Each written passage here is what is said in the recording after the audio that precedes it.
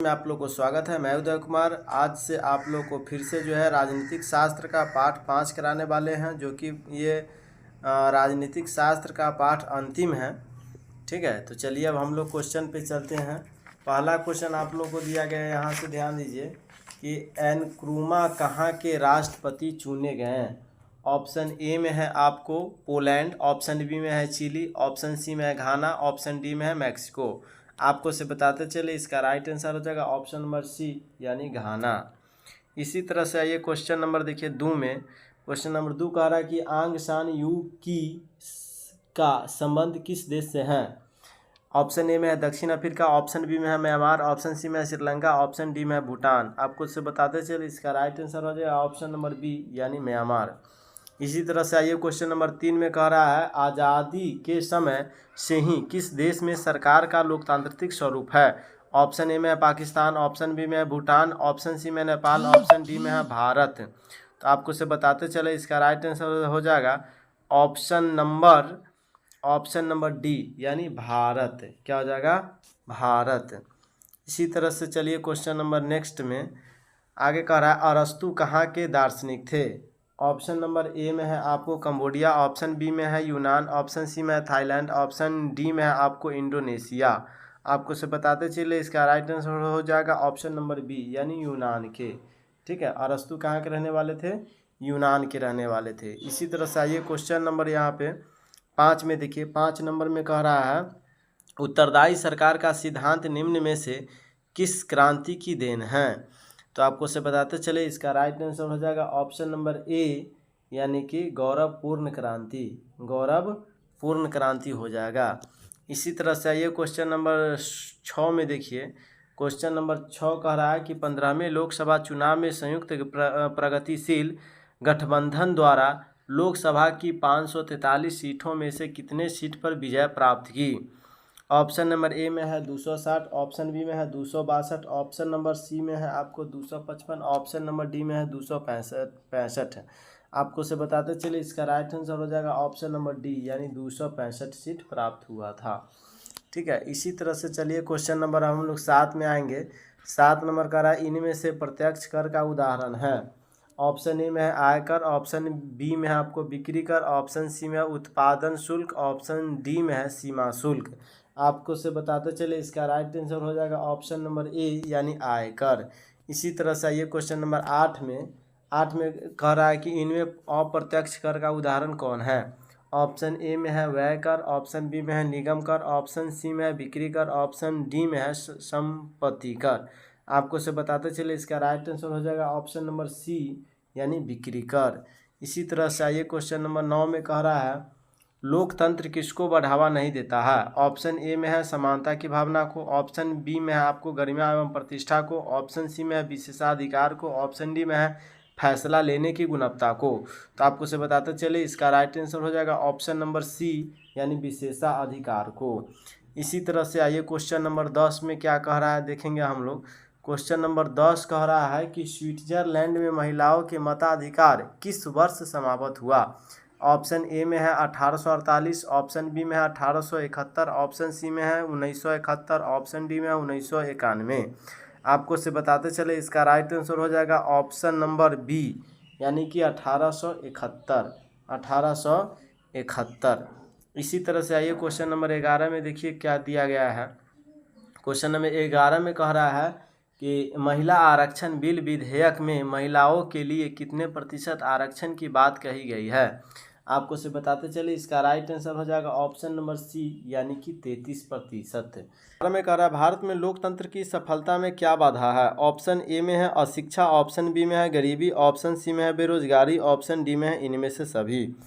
तो आपको से बताते चले इसका राइट आंसर हो जाएगा ऑप्शन नंबर ए यानी अशिक्षा। लोकतंत्र की जो है सफलता में सबसे बड़ी बाधा अगर कोई है तो अशिक्षा। ठीक है, आगे चलिए फिर क्वेश्चन नंबर हम लोग 13 में चलेंगे। क्वेश्चन नंबर 13 कह रहा है कि किसने कहा था कार्यपालिका में ऊर्जा होनी चाहिए तो विधायिका में दूरदर्शिता, जबकि न्यायपालिका में सत्य की प्रति निष्ठा और संयम होना चाहिए। ठीक है, आइए ऑप्शन नंबर ए में है जो है जॉर्ज वाशिंगटन, ऑप्शन बी में अब्राहम लिंकन, ऑप्शन सी में है आपको John F Kennedy, option D में है अलेक्जेंडर हैमिल्टन। आपको से बताते चले इसका राइट आंसर हो जाएगा option number D, option number D यानी अलेक्जेंडर हैमिल्टन। इसी तरह से आइए क्वेश्चन नंबर 14 में हम लोग देखेंगे। क्वेश्चन नंबर 14 कह रहा है कि निम्नलिखित में से कौन भारतीय लोकतंत्र की चुनौती नहीं है। ऑप्शन ए में है मुस्लिम भेदभाव को समाप्त करना, ऑप्शन बी में है संघ एवं इकाइयों के बीच टकराव, ऑप्शन सी में है सामाजिक भेदभाव, ऑप्शन डी में है आपको मजबूरी गठबंधन, मजबूरी की गठबंधन। आपको से बताते चले इसका राइट आंसर हो जाएगा ऑप्शन नंबर ए यानी कि मुस्लिम भेदभाव को समाप्त करना। क्या हो जाएगा? मुस्लिम भेदभाव को समाप्त करना। इसी तरह से आइए क्वेश्चन नंबर 15 में। क्वेश्चन नंबर 15 का आज का लोकतंत्र के लिए सबसे बड़ा चुनौती क्या है। ऑप्शन ए में है गरीबी, ऑप्शन बी में है अखंडता, ऑप्शन सी में है भ्रष्टाचार, ऑप्शन सी में है ऑप्शन डी में आपको शिक्षा का अभाव। तो आपको से बताते चले इसका राइट आंसर हो जाएगा ऑप्शन नंबर सी यानी भ्रष्टाचार। आज का लोकतंत्र के लिए सबसे बड़ी चुनौती क्या है? तो भ्रष्टाचार हो जाएगा। इसी तरह से आइए क्वेश्चन नंबर 16 में। 16 में कह रहा है भारत में लोकतंत्र के विकास के मार्ग में कौन सी प्रमुख चुनौतियां हैं। ऑप्शन ए में है सामाजिक भेदभाव समाप्त करना, ऑप्शन बी में है आतंकवाद, ऑप्शन सी में है जातीय समस्या को समाप्त करना, ऑप्शन डी में है नागरिक अधिकार को लागू करना। आपको से बताते चले इसका राइट आंसर हो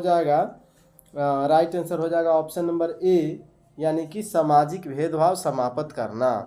इसी तरह से आइए क्वेश्चन नंबर 17 में देखिए। यहाँ पे 17 नंबर क्वेश्चन कह रहा है कि निम्न में से कौन एक सामाजिक कुरीतियों में शामिल नहीं है। ऑप्शन ए में है आपको बाल मजदूरी, ऑप्शन बी में है नारी शोषण, ऑप्शन सी में है जातिवाद, ऑप्शन डी में है राष्ट्रीयता। तो आपको से बताते चले इसका राइट आंसर हो जाएगा ऑप्शन नंबर डी यानी कि राष्ट्रीयता। क्या हो जाएगा? राष्ट्रीयता। इसी तरह से आइए क्वेश्चन नंबर 18 में कह रहा है यहाँ से इंग्लैंड में विधि का शासन किसकी देन है। ऑप्शन नंबर ए में है हॉब्स, ऑप्शन बी में है डायसी, ऑप्शन सी में है लॉर्ड ब्राइस, ऑप्शन डी में है गार्नर। तो आपको से बताते चले इसका राइट आंसर हो जाएगा ऑप्शन नंबर बी यानी कि डायसी। क्या हो जाएगा? डायसी। इसी तरह से आइए क्वेश्चन नंबर 19 में हम लोग देखेंगे। 19 नंबर क्वेश्चन कह रहा है कि गौरवपूर्ण क्रांति कब हुई। ऑप्शन ए में है 1789 में, ऑप्शन बी में है 1776 में, ऑप्शन सी में है 1688 में, ऑप्शन डी में है 1215 में। आपको से बताते चले इसका राइट आंसर हो जाएगा ऑप्शन नंबर सी यानी कि 1688 में, 1688 में। इसी तरह से आइए क्वेश्चन नंबर 20 हम लोग देखेंगे। करा नए सर्वेक्षण के आधार पर भारतवर्ष में मतदाताओं की संख्या है लगभग।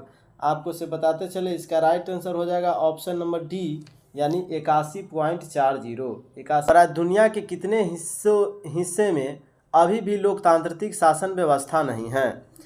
ऑप्शन ए में है आधे, ऑप्शन बी में है 1/4, ऑप्शन सी में है आपको 1/3, ऑप्शन डी में इनमें कोई नहीं।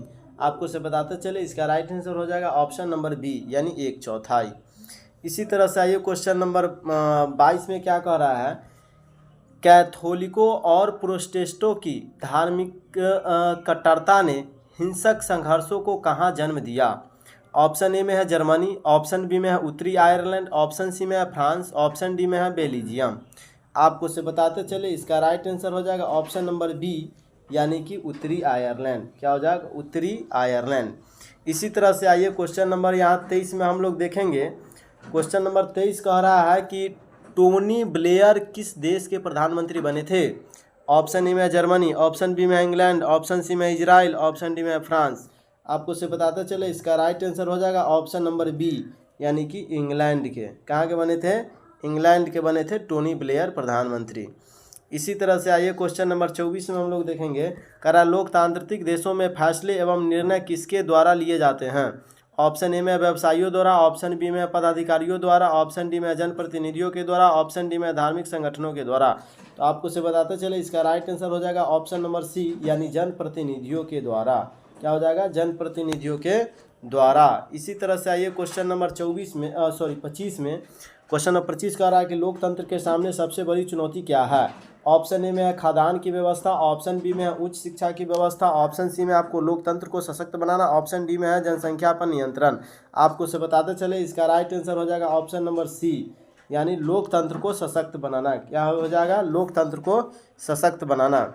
इसी तरह से आइए क्वेश्चन नंबर 29 में देखिए क्या कह रहा, सॉरी क्वेश्चन नंबर 26 में देखिए क्या कह रहा है कि इनमें कौन एक लोकतांत्रिक समस्या नहीं है। ऑप्शन नंबर ए में है मुद्रा का अवैध आगमन, ऑप्शन नंबर बी में है राष्ट्रीय अखंडता, ऑप्शन सी में है आतंकवाद, ऑप्शन डी में आपको क्षेत्रवाद। तो आपको से बताते चले इसका राइट आंसर हो जाएगा ऑप्शन नंबर बी यानी राष्ट्रीय अखंडता। क्या हो जाएगा? राष्ट्रीय अखंडता। इसी तरह से आइए क्वेश्चन नंबर 27 में हम लोग देखेंगे। क्वेश्चन नंबर 27 कह रहा है इनमें किस देश में अप्रत्यक्ष लोकतंत्र है। ऑप्शन ए में है भारत, ऑप्शन बी में है अमेरिका, ऑप्शन सी में है इंग्लैंड, ऑप्शन डी में है इनमें सभी। तो आपको से बताते चले इसका राइट आंसर हो जाएगा ऑप्शन नंबर डी यानी इनमें सभी हो जाएगा। ठीक है, कह रहा क्वेश्चन था आपको इनमें किस देश में अप्रत्यक्ष लोकतंत्र है, तो भारत में भी, अमेरिका में भी, इंग्लैंड में भी, यानी इनमें से सभी में। ठीक है, अप्रत्यक्ष लोकतंत्र है। इसी तरह से आइए क्वेश्चन नंबर 28 में देखिए यहाँ से क्या कह रहा है कि वर्तमान में नेपाल की शासन प्रणाली क्या है। ऑप्शन ए में है लोकतंत्र, ऑप्शन बी में है राजतंत्र, ऑप्शन सी में है सैनिक तंत्र और ऑप्शन नंबर डी में है इनमें कोई नहीं। आपको से बताते चले इसका राइट आंसर हो जाएगा ऑप्शन नंबर ए यानी लोकतंत्र। ठीक है, वर्तमान में नेपाल की शासन प्रणाली क्या है? लोकतंत्र। पहले था इससे पहले था राजतंत्र। ठीक है, कुछ दिन पहले, लेकिन अब नेपाल में भी क्या चल रहा है? लोकतंत्र शासन व्यवस्था चल रहा है।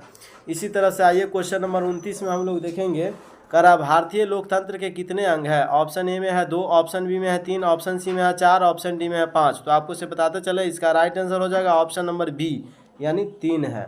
कितना है? 3। इसी तरह से आइए क्वेश्चन नंबर 30 हम लोग करेंगे। क्वेश्चन नंबर 30 में क्या कह रहा है कि किसी भी लोकतंत्र की सफलता में किसकी भूमिका एक सर्वमान्य सत्य है। ऑप्शन नंबर ए में है चुनाव आयोग, ऑप्शन बी में है प्रधानमंत्री, ऑप्शन सी में है स्वतंत्र और निष्पक्ष न्यायपालिका, ऑप्शन डी में आपको नीति आयोग। तो आपको से बताते चले इसका राइट आंसर हो जाएगा ऑप्शन नंबर सी यानी कि स्वतंत्र और निष्पक्ष न्यायपालिका। क्या हो जाएगा? स्वतंत्र और निष्पक्ष न्यायपालिका। इसी तरह से आइए क्वेश्चन नंबर 31 में हम लोग देखेंगे। क्वेश्चन नंबर 31 कह रहा है किस देश में लिट्टे नामक आतंकवादी संगठन का गठन किया गया था। ऑप्शन ए में है श्रीलंका, ऑप्शन बी में है म्यांमार, ऑप्शन सी में है पाकिस्तान, ऑप्शन डी में है अफगानिस्तान। तो आपको से बताते चले इसका राइट आंसर हो जाएगा ऑप्शन नंबर ए यानी श्रीलंका। ठीक है, थोड़ा वीडियो डबल ना हो जिसके कारण हम ये वीडियो यहीं पे समाप्त करते हैं। और आपको से बता दें इस पार्ट में टोटल क्वेश्चन 52 है। ठीक है, तो 31 को करा दिए, अब जो बच गया वो इसके बाद वाला वीडियो में आपको पूरा कर दिया जाएगा। ठीक है, चलिए तब तक के लिए जय हिंद जय भारत। इसके अगला वीडियो आप ज़रूर देखिएगा।